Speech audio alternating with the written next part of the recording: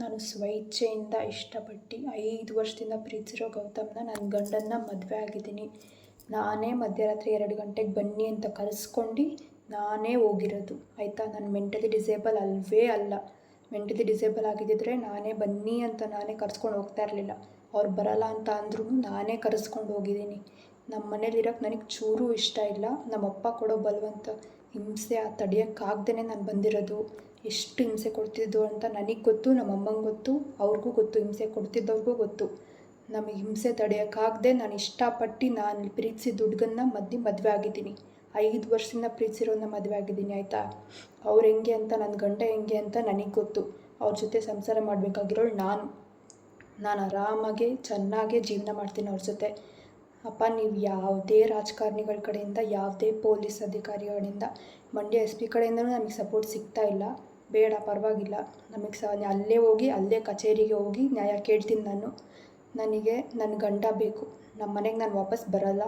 ನಿಮ್ಮ ಮೀಟ್ ಮಾಡೋಕ್ಕೂ, ನಿಮ್ಮ ಮುಂದೆ ಬರೋಕ್ಕೂ ನನಗಿಷ್ಟ ಇಲ್ಲ. ನಿಮ್ಮ ಮುಂದೆ ಬರೋದೂ ಇಲ್ಲ. ನಾನು ಗೌತಮ್ ಜೊತೆ, ನನ್ನ ಗಂಡನ ಜೊತೆ ಚೆನ್ನಾಗೇ ಸಂಸಾರ ಮಾಡ್ತೀನಿ, ಜೀವನ ಮಾಡ್ತೀನಿ. ಆ ನಂಬಿಕೆ ನನಗಿದೆ. ನಾನು ಒಬ್ಳಿಗಿದ್ರೆ ಸಾಕು. ನಿಮಗೆಲ್ಲ ನಂಬಿಸೋ ಅವಶ್ಯಕತೆ ಇಲ್ಲ. ನೀವೆಷ್ಟು ಹಿಂಸೆ ಕೊಟ್ಟಿದ್ದೀರಾ ಅಂತ ನಿಮಗೆ ಗೊತ್ತು, ನಿಮ್ಗೆ ಕೊಟ್ಟಿರೋರಿಗೆ ಗೊತ್ತು. ನನಗೆ ಯಾವ ಕೆಟ್ಟ ಮಾತುಗಳು ಮಾತಾಡಿಕೊಂಡು, ಮಗಳಿಗೆ ಅಂಥ ಮಾತುಗಳು ಆಡಿಕೊಂಡು ಹೆಂಗೆ ಹಿಂಸೆ ಕೊಟ್ಟಿದ್ದೀರಾ ಅಂತ ನನಗೆ ಗೊತ್ತು, ಅಮ್ಮಂಗೆ ಗೊತ್ತು. ಹೊರಗಡೆ ಅವ್ರು ಯಾರಿಗೂ ಗೊತ್ತಿಲ್ಲ. ನೀವು ಆ ಥರ ತೋರಿಸ್ಕೊಂಡಿದ್ದ ಹೊರಗಡೆ ಅವ್ರ ಹತ್ರ ನಮ್ಗೆ ಎಷ್ಟು ಹಿಂಸೆ ಕೊಟ್ಟಿದ್ದೀರಾ ಅಂತ ನೀವೇ ಒಂದು ಸಲ ನೆನೆಸ್ಕೊಳ್ಳಿ. ನಾಯಿ ಥರ ತಂದು ಹಾಕಿದ್ದನ್ನ ತಿನ್ಕೊಂಡು ಬಿದ್ದಿರೋಳು ನಾನು ತಾನೇ. ಇವಾಗ ಏನಕ್ಕೆ ಬೇಕು ಮಗಳು? ಇವಾಗ ಏನಕ್ಕೆ ಬಾಬಾ ಅಂತಿದ್ದೀರಾ? ಇವಾಗ ಬೇಕಾಯ್ತಾ ಮಗಳು ನಿಮಗೆ? ವಾಪಸ್ ಬಂದಮೇಲೆ ನಾನು ಇಲ್ಲಿ ನನ್ನ ಗಂಡನ ಜೊತೆ ಬಂದಮೇಲೆ ನಿಮಗೆ ಮಗಳು ಬೇಕಾ? ನೀವು ಎಷ್ಟೇ ಕರೆದ್ರೂ ನಾನು ಬರೋದಿಲ್ಲ, ಅರ್ಥ ಆಯ್ತಾ? ನೀವೆಷ್ಟೇ ಮಾತಾಡು ಅಂತಂದರೂ ನಾನು ಬಂದು ನಿಮ್ಮ ಜೊತೆ ಸಪ್ರೇಟಾಗಿ ಮೀಟು ಆಗೋಲ್ಲ, ಮಾತಾಡೋದು ಇಲ್ಲ. ನನ್ನ ಗಂಡನ ಜೊತೆ ನಾನು ಖುಷಿಯಾಗಿರಬೇಕು. ನಮ್ಮ ಪಾಡಿಗೆ ನಾವು ಇರೋಕ್ಕೆ ಬಿಟ್ಬಿಡಿ. ದಯವಿಟ್ಟು ನಮಗೆ ತೊಂದರೆ ಕೊಡಬೇಡಿ. ನಾವು ಆರಾಮಾಗೇ ಇದ್ದೀವಿ.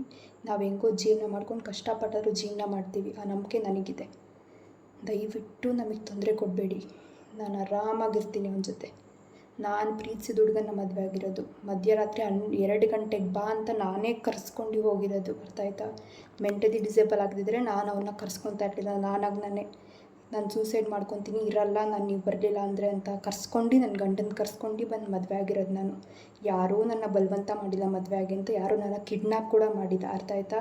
ಕಿಡ್ನಾಪ್ ಮಾಡೋಕ್ಕೆ ನೀವು ಅಲ್ಲೇ ಮನೇಲೇ ಇದ್ರಿ ತಾನೆ. ಯಾರು ಬಂದು ಒಳಗೆ ಕಿಡ್ನಾಪ್ ಮಾಡಿಬಿಡ್ತಾರೆ ನನ್ನ? ನಾನೇ ಇಷ್ಟಪಟ್ಟು ಆಚೆ ಬಂದು ಅವ್ರ ಜೊತೆ ಹೋಗಿರೋದು. ನಾನು ಕರೆಸ್ಕೊಂಡು ಹೋಗಿರೋದು. ಯಾರೂ ಬಂದು ಕಿಡ್ನ್ಯಾಪು ಮಾಡಿಲ್ಲ ಆಯಿತಾ. ಅವ್ನು ಹೆಂಗೆ ಅಂತ, ನನ್ನ ಗಂಡ ಹೆಂಗೆ ಅಂತ ನನಗೆ ಗೊತ್ತು. ನಾನು ಅವ್ರ ಜೊತೆ ಜೀವನ ಮಾಡೇ ಮಾಡ್ತೀನಿ. ನೀವು ಯಾರೇ ಕರೆದು ನಾನು ಬರೋದೂ ಇಲ್ಲ. ನಮಗೆ ಹಿಂಸೆ ಕೊಡಬೇಡಿ. ನಮ್ಮ ಪಾಡಿಗೆ ನಮ್ಮನ್ನು ಇರೋಕ್ಕೆ ಬಿಟ್ಬಿಡಿ. ನೀವೆಷ್ಟು ಹಿಂಸೆ ಕೊಟ್ಟಿದ್ದೀರಾ. ಇವಾಗ ಮಗಳು ಅಂತ ಯಾಕೆ ನೆನಪಾಗ್ತಿದೆ? ಇವಾಗ ಮಗಳು ಅಂತ ಪ್ರೀತಿ ಇವಾಗ ಬರ್ತಿದ್ಯಾ? ಆ ಪ್ರೀತಿ ನನಗೆ ನಾನು ಅಲ್ಲಿರುವಾಗಲೇ ಸಿಕ್ಕಿದ್ರೆ ನಾನು ಹೆಂಗೋ ಇರ್ತಿದ್ದೆ. ಆ ಪ್ರೀತಿ ನನಗೆ ನೀವು ಅಲ್ಲಿ ಕೊಡಲಿಲ್ಲ. ಅದಕ್ಕೆ ನನ್ನ ಪ್ರೀತಿ ನನಗೆ ಉಳಿಸ್ಕೊಳ್ಬೇಕು. ಅದಕ್ಕೆ 5 ವರ್ಷದಿಂದ ಲವ್ ಮಾಡಿ ನಾನು ನಿಮ್ಮ ಜೊತೆ ಬಂದು ಮದುವೆ ಆಗಿದ್ದೀನಿ. ನನಗೆ ದಯವಿಟ್ಟು ತೊಂದರೆ ಕೊಡಬೇಡಿ. ನಮ್ಮನ್ನ ಹೆಂಗೋ ಜೀವನ ಮಾಡ್ಕೊಂಡು ಆರಾಮಾಗಿರೋಕ್ಕೆ ಬಿಟ್ಬಿಡಿ ಪ್ಲೀಸ್.